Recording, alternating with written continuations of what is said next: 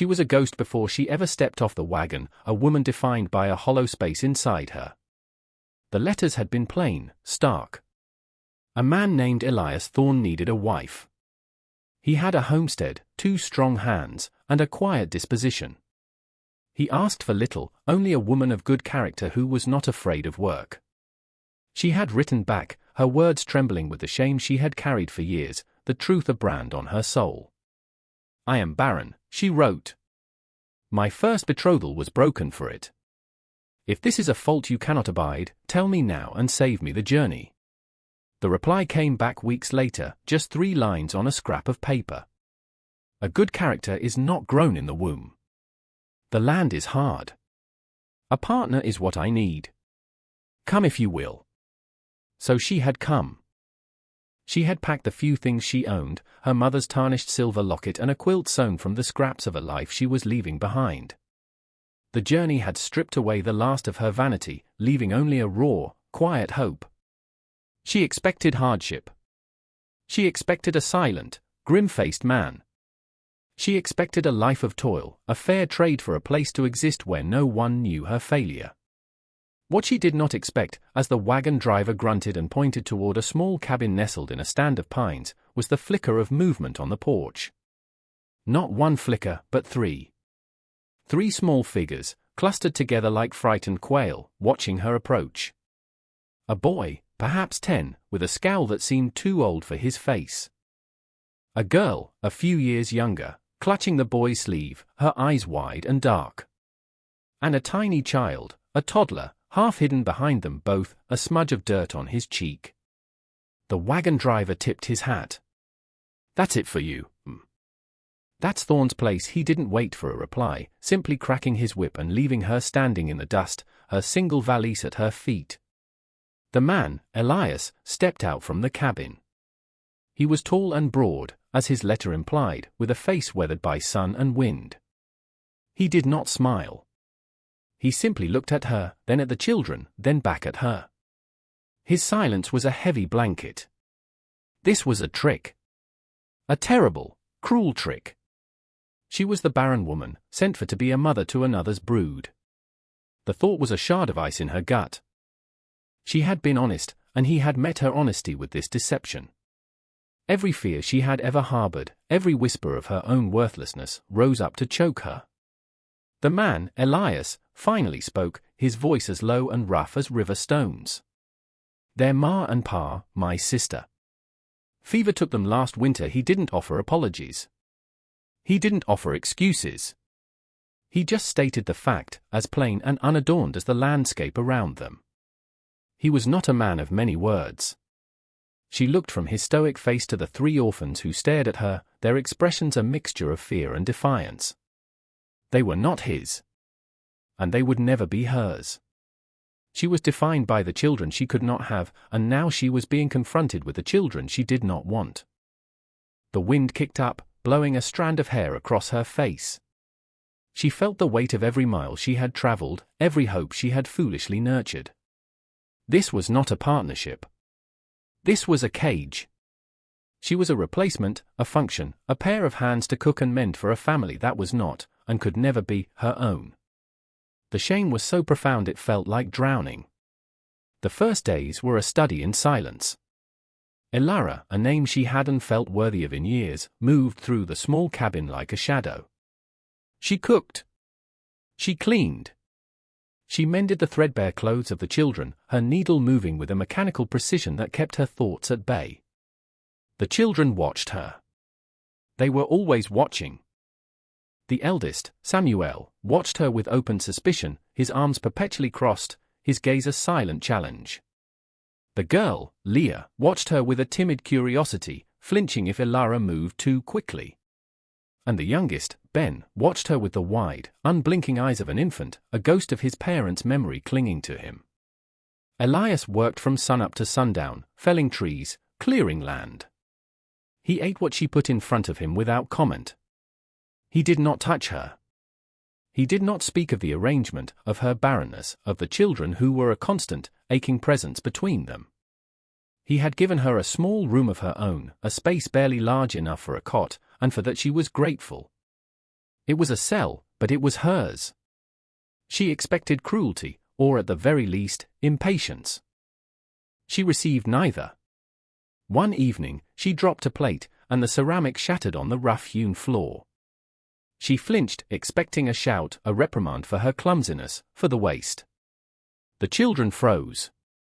Elias, who had been sharpening an axe by the firelight, simply looked up. He didn't speak. He rose, fetched the broom, and began sweeping the pieces into a dustpan. He did not look at her with anger. He did not look at her with pity. He just looked at her. In his gaze, she found something she could not name. It was not kindness, not yet. It was acceptance. A quiet acknowledgement of the moment, of the broken thing on the floor, and a steady, silent refusal to lay blame. It was a foreign language, this quietude. Her whole life had been filled with noise, her father's booming disappointments, her mother's fretful sighs, the whispers of the townswomen after her betrothal ended. The silence of this cabin, this man, was unnerving. And yet, slowly, tentatively, it began to feel less like a void and more like a space. A space to breathe. A few days later, she found a small, crudely carved wooden bird on her pillow. Its wings were outstretched, its form simple but elegant. She knew, without asking, that it was from him. It was not a courtship gift. It felt like something else. An apology? An explanation?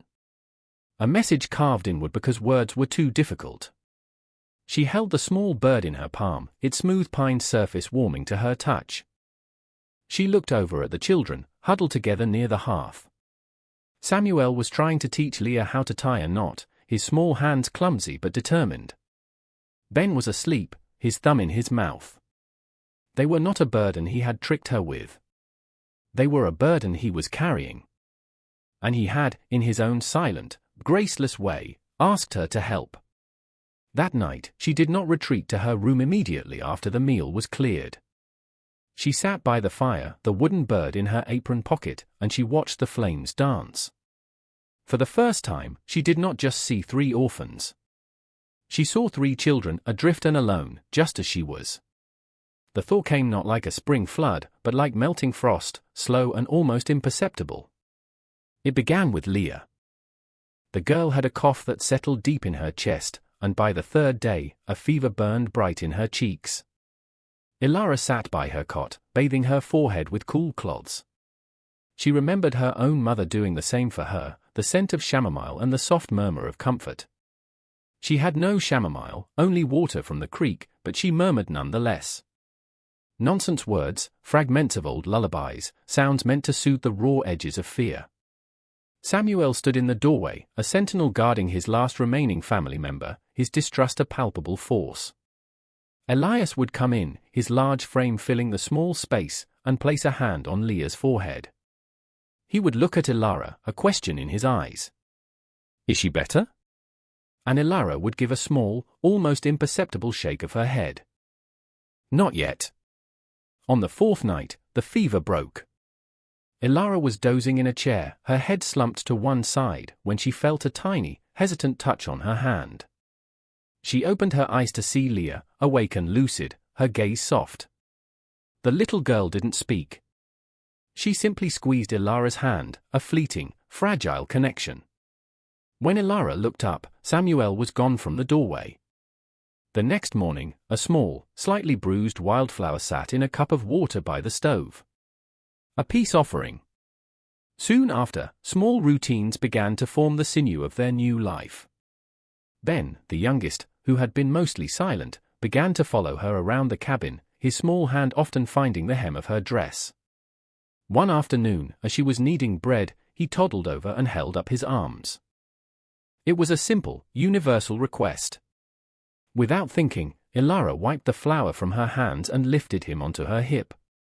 He felt impossibly small, yet solid. He rested his head on her shoulder, his soft breath warming her neck, and a part of her that had been frozen for years began to ache with a strange and terrifying tenderness. Elias saw it. He saw it all. He never commented, but she would catch him watching, a look of profound relief softening the hard lines of his face. he started leaving things for her, a pail of sweet, wild berries on the porch, a particularly beautiful pheasant feather tucked into the woodpile, a new, sturdier handle for the water bucket. These were his words, his poems, his declarations. They were offerings that said, "Thank you. I see you. You are good." He began to build a small extension onto the cabin, a new room. He didn't say who it was for, but she knew. It was not another small cell for her.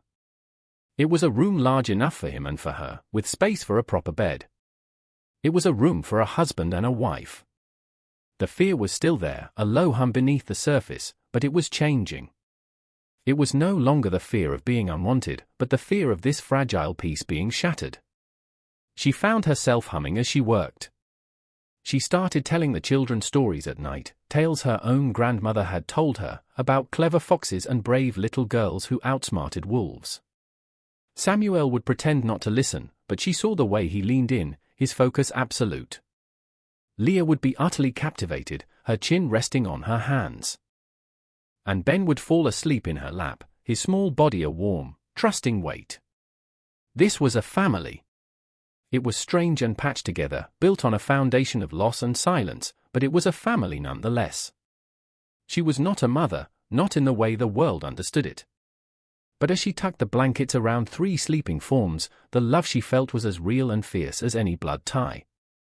It was a love born not of biology, but of choice. A choice she made every single day. The knock on the door came on a crisp autumn morning. It was not Elias returning early from the wood line.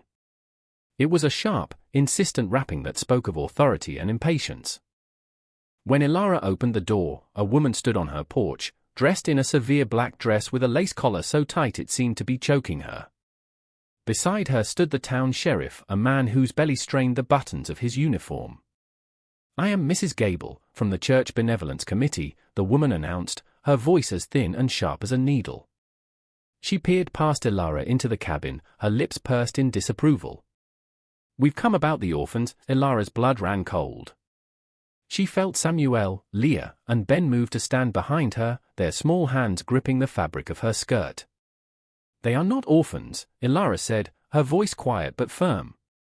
"They are home." Mrs. Gable let out a sound that was half scoff, half laugh. "My dear woman, this shack is hardly a home." "And you?" She looked Elara up and down, her gaze lingering on Elara's flat stomach with an almost cruel intuition, "are not their mother. We have received reports. There is no proper woman of the house. Mr. Thorne is an unmarried man living in a state of irregularity." The sheriff cleared his throat, looking uncomfortable. "We just need to ensure the children are in a suitable environment. The church has a place for them. A proper place, la proper place.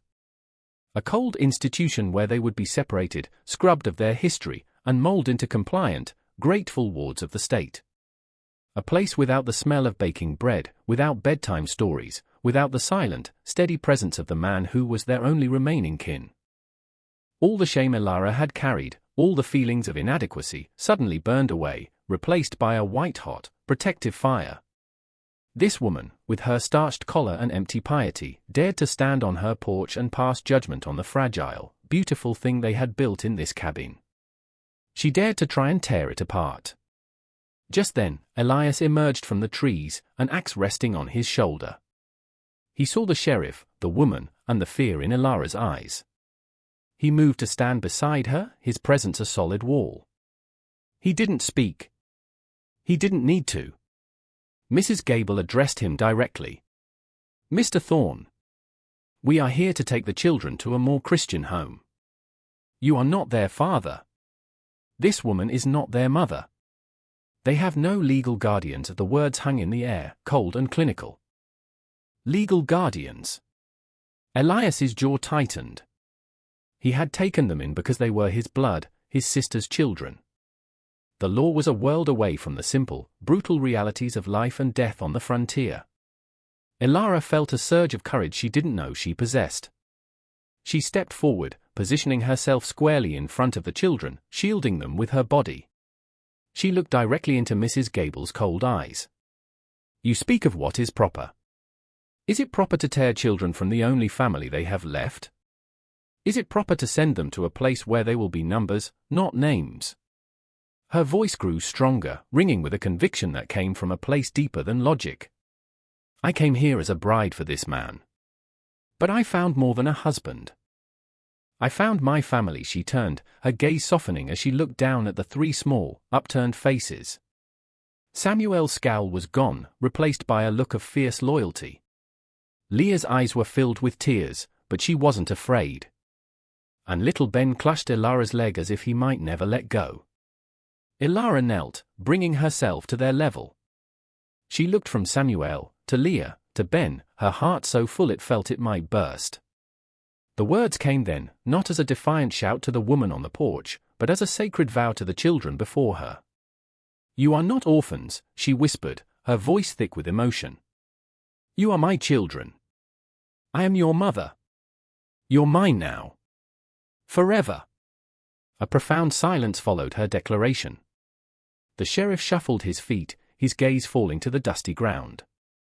Mrs. Gable's mouth opened and closed, but for once, no sound came out. She had come armed with law and propriety, but she had no weapon against the raw, undeniable truth of love. Elias moved, his action breaking the spell. He did not challenge the sheriff or threaten the woman. He simply reached down and placed his large, calloused hand on Ilara's shoulder. It was a gesture of absolute solidarity. A king affirming his queen. He looked at the sheriff, his eyes clear and steady. "She is my wife," he said, his voice leaving no room for argument. "These are our children. This is our home. You are not welcome here." It was more words than Ilara had ever heard him speak at once. Each one was a nail, sealing the door against the outside world and cementing the walls of their family. The sheriff, looking relieved to have an excuse, tipped his hat. "Well, if they're married, that changes things, I suppose. Seems the children are looked after." He gave Mrs. Gable a pointed look. She, however, was not so easily deterred. Her face was a mask of righteous fury. "This is an outrage. The union is not sanctified." "They are not," but her words trailed off, impotent against the scene before her, the man, the woman, the three children, a single, unbreakable unit.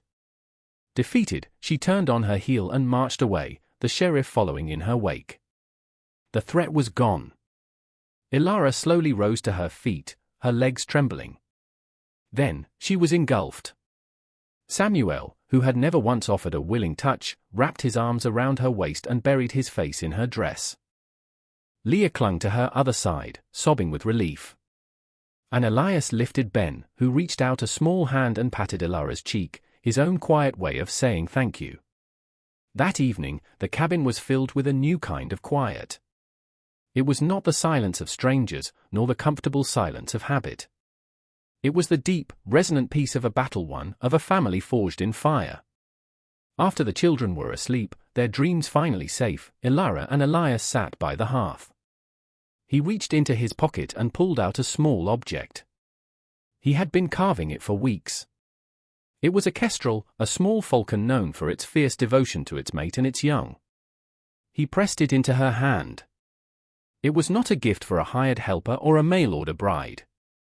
It was a gift for the mother of his children, the woman who had given his silent, broken world a voice and a heart.